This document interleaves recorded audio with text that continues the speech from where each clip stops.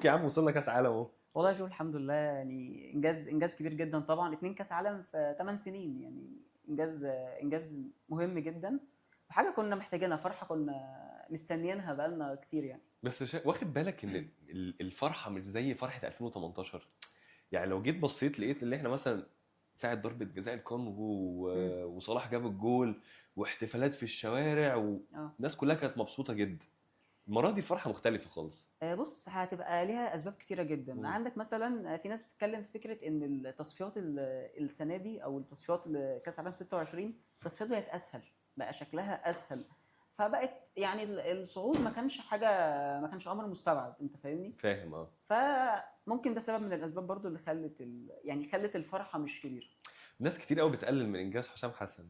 يعني الموضوع شايفين يا آه جماعه ان انت توصل اصلا كاس عالم ده انجاز كبير جدا. انجاز كبير جدا وكمان طبعا. انت واخد بالك ان كابتن حسام حسن هو م.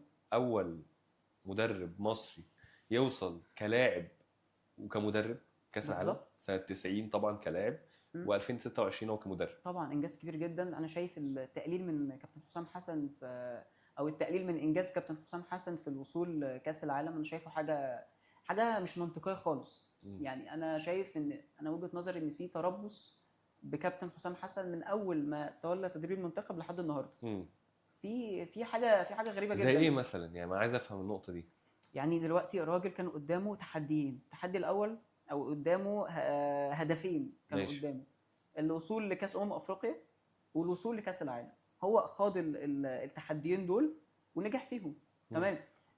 طبعا المنطقي ان منتخب مصر يوصل افريقيا، وبرده يعني كان سهل برده الوصول لكاس العالم في خد ظل بالك ده العادي بقى بتاع ما مصر. هو ده المفروض العادي. بعد كده موضوع ما كاس هو العالم ده يا جماعه زي اكننا لما نوصل هاجي لك للنقطه افريقيا دي نوصل كاس العالم. هاجي لك للنقطه دي، بس انا بكلمك ان هو كان قدامه حاجتين، نجح في ان هو يوصل افريقيا، وان هو يوصل كاس عالم. مظبوط. اذا التجربه ايه؟ ناجحه. ناجحه. ده انت اللي بنتكلم طب اقول لك فيه. على حاجه. انت مثلا لو تعرض للمشاهدين مم. الارقام بتاعت كابتن حسام حسن لغايه دلوقتي. كابتن لعب، كابتن حسام حسن لعب، خد 14 ماتش رسمي، 14 ماتش رسمي وما خسرش ولا ماتش. مم. يعني ما اتهزمش في اي ماتش. فهو لا، في انا الرسميات بس، في لكنه مثلا الماتشات في ماتش الرسميه، الودي هو تقريبا الخساره الوحيده كانت قدام كرواتيا في ماتش ودي. في ماتش ودي. ومنطقي تمام. جدا، كرواتيا طبعا منتخب كبير وبطوله، لا ومظبوط. وبطوله في الاول والاخر بطوله وديه وديه، انت صحيح، بتجرب بتجرب فيها اللعيبه. وبتجرب لعيبه، بتجرب افكار وبتشوف خطط، فده منطقي جدا. مم. بس على مستوى الارقام والنتائج، تجربه ناجحه بنسبه 100%. مم. انت بقى او احنا عندنا كلام على اسلوب الفنيات اللعب، بقى الفنيات. والخططيه، الجوانب ده الخططيه ده والجوانب طبعا، التكتيكيه والكلام ده صح.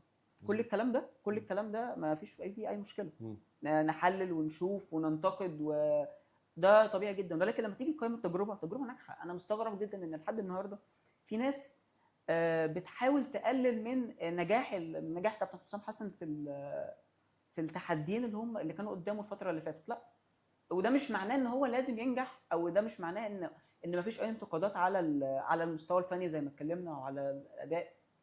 لا، ده ممكن يكون موجود، ولكن على مستوى النجاح في خلال التحديين اللي هو خاضهم، فهو نجاح كبير جدا. بص احنا دلوقتي يعني خلينا نكون واقعيين. م. يعني تجربه كابتن حسام حسن لغايه دلوقتي ناجحه بشكل كبير جدا. وفعلا كابتن حسام حقق الهدفين الكبار اللي هو جاي عشانهم. واحد ان هو يوصل افريقيا، وده العادي بتاع منتخب مصر. ورقم 2 هو الوصول لكاس العالم، والحمد لله حققنا الحلم ده ووصلنا كاس عالم 2026. بس خلينا نتكلم كمنطق. م. دلوقتي انت المفروض في الفترات التحضيريه ان انت بتحضر المباريات وديه، بتلاعب منتخبات قويه جدا ومنتخبات الرانك بتاعها عالي. طب ايه الفايده بتاعت دي؟ ان الموضوع ده انك انت بتلاعب المنتخبات دي فبيعلى الرانك بتاعك في تصنيف الفيفا. وطبعا الرانك ده بيفرق بشكل كبير جدا حتى لما بتكون في بطوله افريقيا او ايا كان اي بطوله بتدخلها والكلام ده. لكن لو جينا نتكلم بقى بشكل واقعي، انت لغايه دلوقتي ما لعبتش منتخب جامد. يعني ممكن نقول ان اقوى منتخب انت لعبته لغايه دلوقتي في التصفيات كلها سواء افريقيا او كاس العالم هو منتخب بوركينا. بوركينا. صح كده؟ صح، مظبوط. ولكن الاختبار الحقيقي بقى هيحصل امتى؟ افريقيا الجايه. افريقيا خلاص، انت مفيش شهر، واقل من شهر ونص على البطوله. بص، زي ما انت قلت، ده هيحصل فين؟ هيحصل في افريقيا. اعتقد ان كان لازم يبقى في تحضير للبطوله دي. لازم يبقى في تحضير ان انت تقابل طبعا منتخبات قويه، وان انت يبقى في استعداد، يعني يبقى في احتكاك اقوى تمام من الاحتكاك اللي حصل مع منتخبات مش عايزين نقول ضعيفه، ولكن هي في منتخبات المتوسط، متوسطه. في المتوسط. متوسطه. عايز اقول لك على حاجه بمناسبه الفرق اللي هي المنتخبات الضعيفه والمتوسطه، ان انا بقيت شايف ان مفيش منتخب ضعيف في افريقيا. كل حقيقي. المنتخبات قويه. انا عايز اقول لك على حاجه اكتشفتها، ان في ما لا يقل عن من 15 ل 30 لعيب تقريبا، في مش عايز اقول كل، ولكن 80% من دول افريقيا تمام محترفين. يعني 15 ل 30 محترف اعمارهم تحت ال 18 سنه.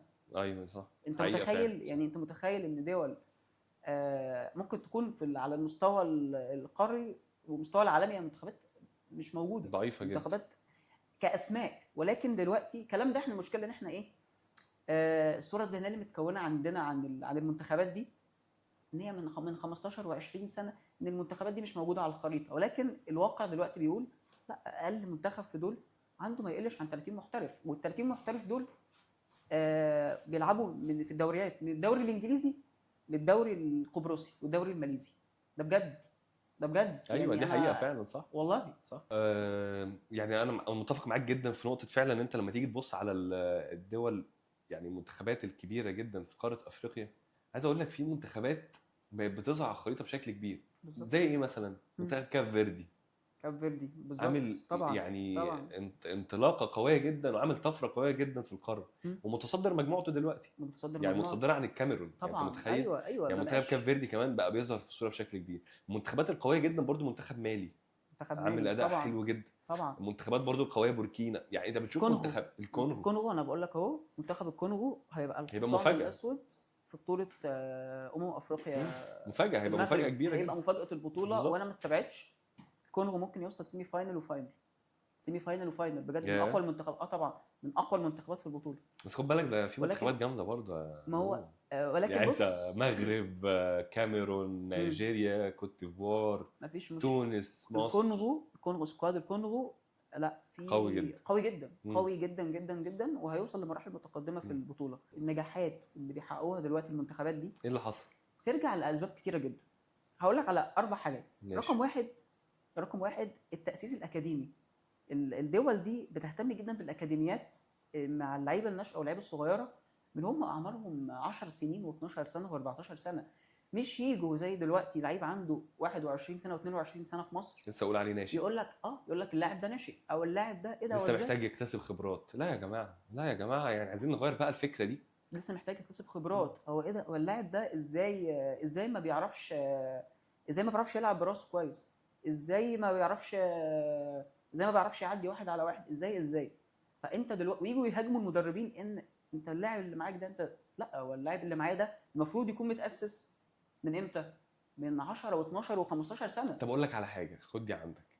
والله العظيم، والله العظيم، احنا عندنا في الدوري في لعيبه ما بتعرفش لا تستلم الكوره ولا ترفع عرضيه ولا حتى يعني اساسيات الكوره. اساسيات الكوره. والله في لعيبه فعلا مش عندها. ده حقيقي. في لعيبه فعلا مش عندها. عندهم ده اللي يبين لك قد ايه احنا عندنا الكواليتي في اللعيبه في الدوري في تراجع كبير جدا. هرجع لك تاني حاجه، الاهتمام بالمحترفين اللي هم مزدوج الجنسيه. زي ما انت بتشوف دلوقتي في كل المنتخبات الافريقيه بيعملوا ايه؟ لاعب موجود معاه مثلا الجنسيه التونسيه وبيلعب في فرنسا مثلا، يجي يلعب معايا المنتخب، احاول اخده معايا زي ما حصل مع ابراهيم دياز في ريال مدريد. كان بيلعب في اسبانيا وبعد كده خدوه المغرب. ولاعيب جامد جدا وايه، وعرفوا ياخدوه معاهم ان هو يقنعوه ان هو يمثل منتخب المغرب. فالاهتمام بالمحترفين وبرضه منير الحدادي تقريبا. منير الحدادي واسامي كتيره جدا. صحيح. عندك ثالث حاجه ان هم اصلا بيرسخوا فكره الاحتراف عند اللعيبه عند اللعيبه دي من هم صغيرين. بالظبط. تطلع بره ما يبقاش طموحي كله ان انا اروح الاهلي او ان انا اروح الزمالك. انت فاهم؟ يعني في ناس او مش في ناس، ده احنا للاسف اتعودنا على كده. كل اللعيبه اللي موجوده في مصر هو بالنسبه له ايه هدفه؟ اروح اهلي او زمالك. يمكن مؤخرا فكره الاحتراف بقت موجوده، ولكن برضو مش بالشكل الكافي. مش هو بالشكل كمان خد بالك صلاح كبرها شويه بالظبط. وخلى الناس عشان كده بقول تفكر لك اكتر، واللعيبه يكون عندها الطموح ان هي تسافر بره وتعمل حاجه. بالظبط. ده امتى؟ ده في الفتره الاخيره، نقول مثلا اخر 15 سنه مثلا. 10 سنين ماشي 15 سنه مثلا. ترسيخ فكره الاحتراف عند اللعيبه دي من هم صغيرين. رقم 4 ترسيخ عقليه اللاعب المحترف. ازاي اصلا انا اكون لاعب محترف؟ ازاي اهتم بنفسي؟ ازاي يبقى ليا نظام تغذيه واضح، نظام عندنا تدريب مشكله واضح. كبيره قوي في الموضوع ده، عندنا مشكله بالظبط. كبيره جدا في الموضوع ده.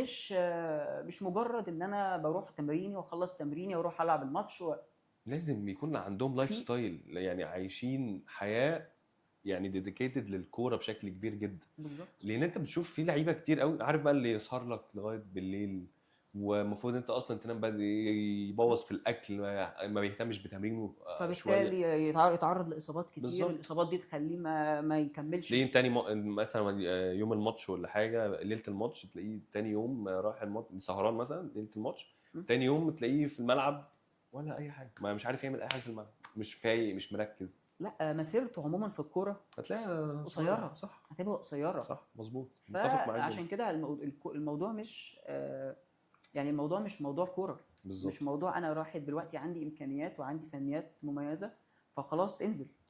لا، هي مفيش حاجه كده، بالعكس، كل اللي بيعتمد على ده عمره قصير في الكوره. واكتر مثال، يعني اكتر مثال على النقطه دي، لعيب انا بحبه جدا، انت عارف، بحبه جدا جدا من زمان، وانت هتقول هو مين؟ رمضان صبحي. لا رمضان.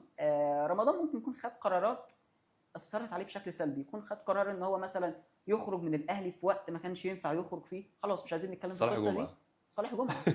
رمضان ما كنت متاكد اثرش. والله العظيم انت هتقول صالح جمعه. طبعا رمضان ما اقدرش اقول ان هو اثر في حق نفسه من الناحيه البدنيه، او من لا هو الناحيه، بيهتم جدا من او الناحيه من دي بشكل ناحيه ان كبير، هو من هو في الاهلي هو بيهتم بالموضوع لاعب ده ملتزم جدا جدا. لاعب ملتزم جدا. فممكن يكون مستواه تاثر. ده ممكن يرجع بقى لاسباب انا يعني مش على درايه بيها، مش على بشكل درايه كبير. بيها. ولكن برضو المنافسه في الاهلي والزمالك مختلفه. طبعا. وانت موجود في الاهلي او طبعا. موجود في الزمالك، طبعا. اهتمام الميديا مع الاعلام مع الجمهور، طبعا انت بتتكلم في اختلاف كبير جدا. بيراميدز ممكن يكون شغفه او ممكن يكون عايز يحقق حاجه، طموحه وعايز يثبت ان هو الانتقال ده كان لا فاده بشكل كبير، سواء من الناحيه الماديه او من الناحيه حتى الكرويه بشكل كبير. وخد بالك هو عمل اللي عايزه في الاخر، ما كسب افريقيا اهو. لا، ليه؟ هل ده هو الطموح؟ طب ما هو كسب افريقيا مع انت بيراميدز. شايف ده طموح رمضان صبحي اللي ساب الاهلي علشانه؟ هو طموحه كان طبعا رقم واحد الاحتراف بشكل كبير يعني. الاحتراف. مم. طموح رمضان صبحي لما ساب الاهلي كان الاحتراف.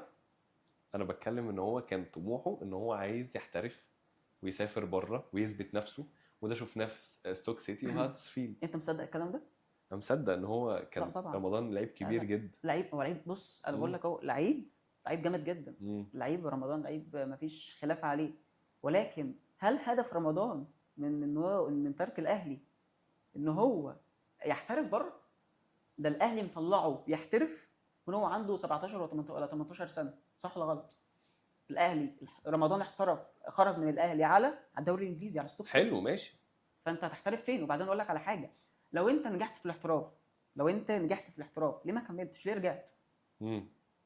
يعني انا بص، كلنا عارفين السبب الرئيسي للموضوع ده، السبب الرئيسي لخروج رمضان من الاهلي كان الماده. فده دي حاجه ما فيهاش نقاش. ولكن هرجع لك، بس خد بالك مش عيب ان اللعيب يفكر في الماده شويه. لا في الوقت الحالي خلاص بقى ده الطبيعي. ده خد طبيعي، بالك، شفناها برضه. عايز اقول لك على نقطه، شفناها في الاهلي، شفناها في الزمالك، شفناها في الزمالك بشكل كبير. بس انا ما استغربتهاش. خد بالك رمضان صبحي بالنسبه لنا هو اللي قتل فكره الانتماء في مصر، قتلها.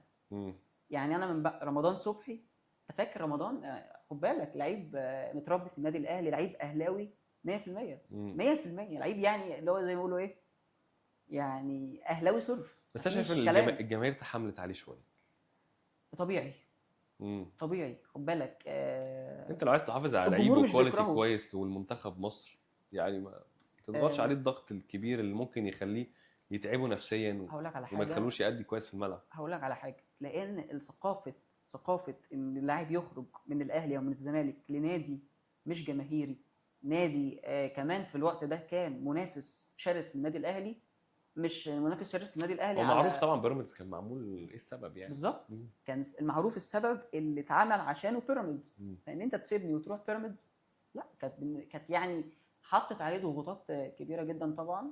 ولكن خلاص، خلينا نسيب موضوع بيراميدز ده اللي احنا هنتكلم عنه في حلقه كامله. بالظبط. يعني نتكلم عن تجربه بيراميدز بشكل كبير في حلقه كامله. خلينا نرجع بقى ايه للمنتخب. خليني اقول لك على حاجه برضو. واللي احنا لازم نشيد بيه بشكل كبير جدا هي تجربه منتخب المغرب. المغرب لما تيجي تبص على الفئات السنيه، سواء منتخب تحت 23 سنه، منتخب تحت 20 سنه، بتلاقي المنتخبات دي متاسسه صح من وهم صغيرين. بص، زي ما كنت بقول لك من شويه برضو، ده نتاج شغل على مدار سنين طويله جدا، مش على مدار سنه ولا اتنين ولا تلاته ولا خمسه، ده 10 و12 و15 سنه. وانت فاكر ان مثلا المغرب في كاس العالم 2022 فكره ان هي توصل المربع الذهبي وتبقى مركز رابع في البطوله، وانت فاكر ان ده مثلا كان نتاج شغل 4 ولا 5 ولا 6 سنين؟ لا لا، ده من الكلام ده بدري جدا، من بدري من جدا. بدري جدا. فبالتالي انا زي ما بكون بزرع حاجه فبحصدها بعد وقت. احنا للاسف ما عندناش ده، احنا مش اهملنا بنزرع. الموضوع ده بشكل كبير. اهملنا بشكل كبير جدا. يعني انت مع ان انت عندك مقومات يعني اي منتخب افريقي او عربي يتمناها. صحيح. انت عندك يعني عندك امكانيات وعندك مقومات كتيره جدا، ولكن برضو اسمع، عندنا ندره في المواهب دلوقتي يا مو. ايوه، ما هو ده ما تحسش يرجع لايه؟ تحسش الموضوع زي الاول. ما هو ده يرجع للنقطه اللي بقول لك عليها، ان التاسيس الاكاديمي انت ما بتهتمش بيه، ما بتهتمش بالمحترفين المصريين اللي موجودين في بلاد اوروبيه، ممكن تستفيد منهم ومن قدراتهم. ما بتهتمش بان انت اصلا زي ما قلت لك فكره الاحتراف، ان انا ازاي ارسخ فكره في دماغ الاطفال دول او في دماغ النشء دول ان انت تطلع تحترف بره في سن صغير، او ان انت اصلا ازاي تكون لعيب محترف. هقول لك على حاجه مش موجود، كل ده مش موجود. لو جينا نضرب مثال، منتخب كابتن اسامه نبيه في كاس العالم الاخير تحت 20 سنه، لو جيت بصيت هتلاقي ان مثلا انت خرجت من البطوله، خسرت اول ماتشين، وماتش تشيلي اللي كان ممكن يبقى يعني بوابه امل وتفاؤل ان انت ان شاء الله تصعد للدور المقبل وكده، برضو خرجت مع انك انت كسبت وعملت مباراه كويسه. وكان معاك مجموعه لعيبه. على فكره انا كنت مستغرب جدا من الناس بتتكلم ان اللعيبه مش على قد المستوى، او مش ده المستوى اللي احنا، مش ده الكواليتي اللي احنا بندور عليه. على فكره انت عندك لعيبه مميزه جدا في المنتخب ده. طب لو بصيت بقى على الناحيه الثانيه، انهي ناحيه؟ ناحيه المغرب. ناحيه المغرب كسبت البرازيل افضل والمغرب منك. اتاهلت اول مجموعه. افضل منك بكتير، لا افضل منك بكتير. طب ده بقى نتاج ايه؟ زي ما انت ذكرت كده، شغل سنين طويله جدا. بالظبط، ده اللي احنا عايزين ناكد عليه. فده عايز اقول لك على حاجه، دي ازمه من وسط 100 ازمه. يعني دي مشكله من ضمن 100 مشكله انت ممكن تكون موجوده قدامك. فاحنا لو فضلنا للاسف نتكلم عن المشاكل اللي الكره المصريه موجوده فيها، وخد بالك احنا نستفيد فيها بشكل كبير في الحلقات الجايه. لازم يعني لازم نمسك كل قضيه وكل مشكله نتكلم عليها.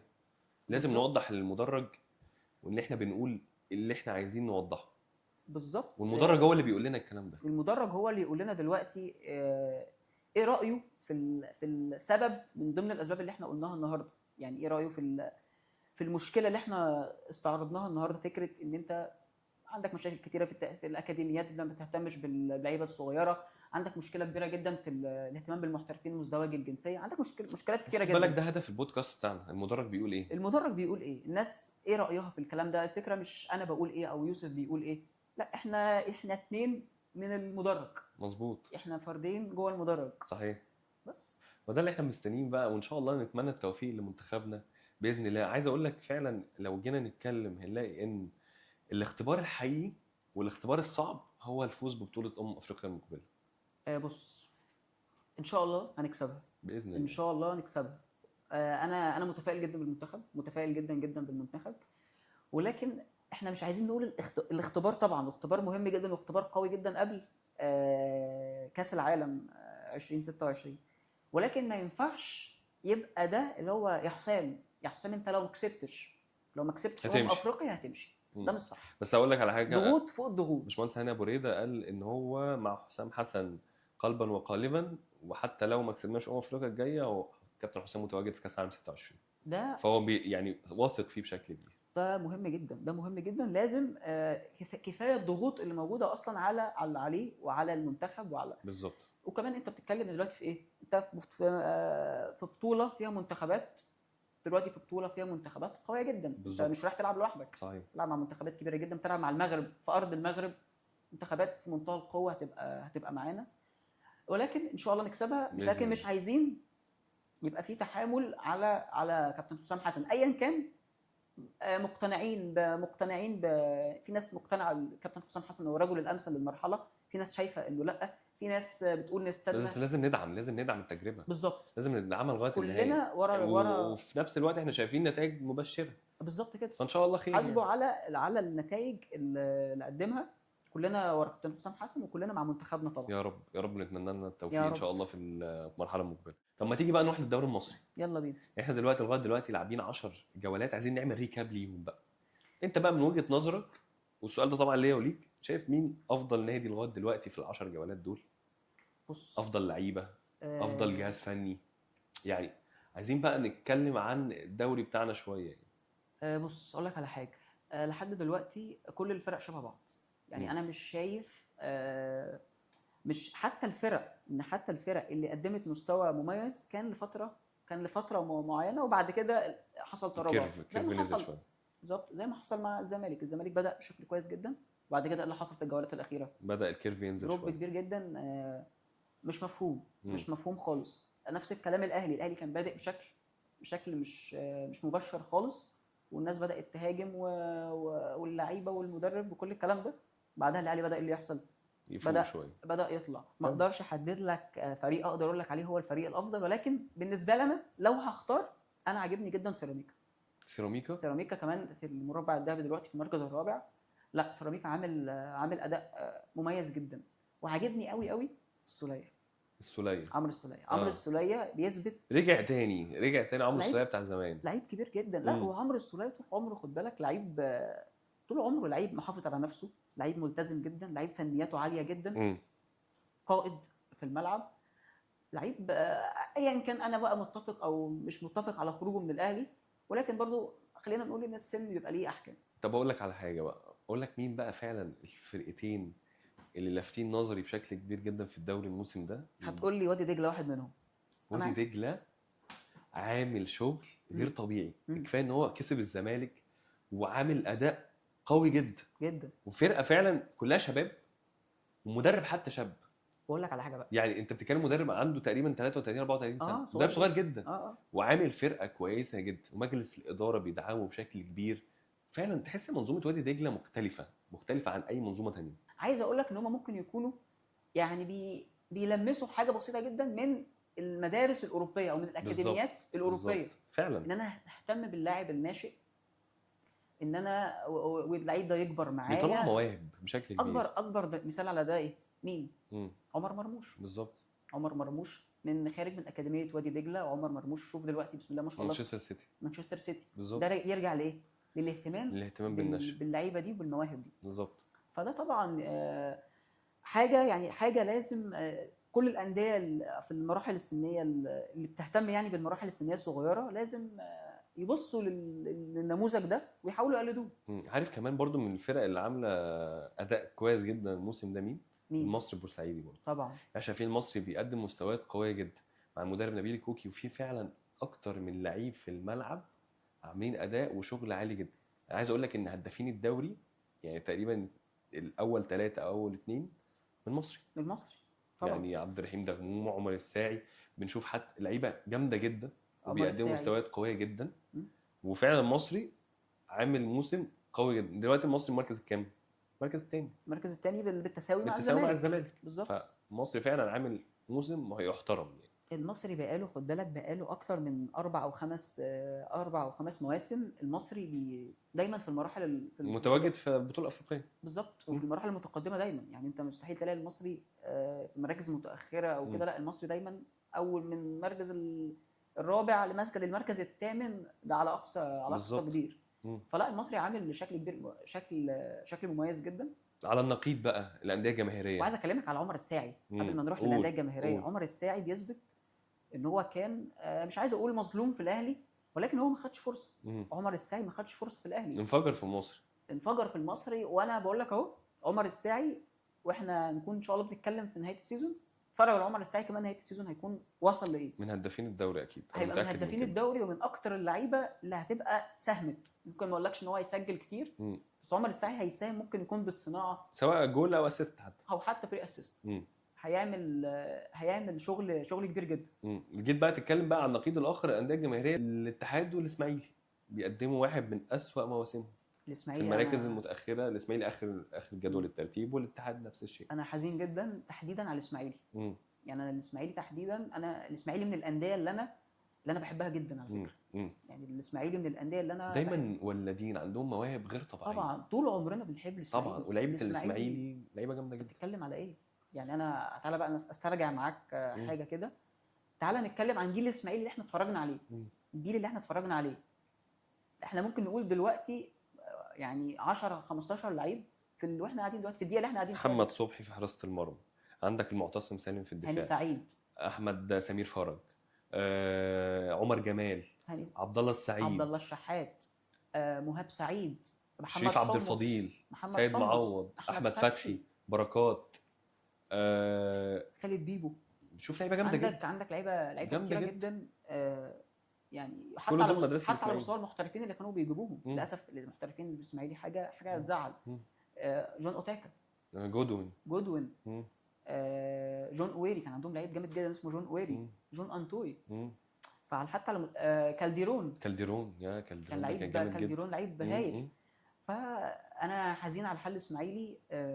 مش عارف، يعني انا للاسف مش عارف حل الازمه دي ممكن يكون عن طريق ايه، ولكن واضح جدا ان الازمه سببها الرئيسي او الاول هو الازمه الماليه اللي بيعاني منها طبعا النادي طبعا على مدار سنين. طبعا. على مدار سنين، ومجالس الادارات من وجهه نظري مفيش بينهم تعاون. مفيش حل حتى. مفيش تعاون. وكل واحد بيكون عايز يسعى ان هو يوصل للمنصب. انتوا مستنيين ايه؟ مم. يعني بجد مستنيين ايه؟ مستنيين النادي يهبط؟ حاجه خد بالك هتزعل. جماهير الاسمايلي ما بتسكتش. تعشق الكوره، ما جمهور بتسكتش كمان. الاسماعيلي مم. بتتكلم على ايه؟ حاجه تزعل، ولكن لازم يبقى في صيغه، ولازم يبقى في خطه تتحط دلوقتي عشان نلحق ننقذ ما يمكن انقاذه. صح. ده كان ريكاب سريع كده لجدول الترتيب وبطولة الدوري ال10 جولات الأخيرة، ولسه بقى نشوف بعد فترة توقف الدوري ده ايه اللي هيحصل. لسه عندنا موسم طويل. حكاوي كتير ومواضيع كتير وقضايا. مم. احنا عايزين اكتر. لو بنتكلم على ايه؟ احنا القضايا. هنتكلم عن القضايا، قضايا كتيره جدا، وقضايا بتهم كل الجمهور المصري. المدرج لازم يستنانا كمان الحلقات الجاية عشان في حلقات كتيرة جدا وقضايا كتيرة هنتكلم عليها، وقضايا قوية. هنقولها كلها في المدرج بيقول ايه.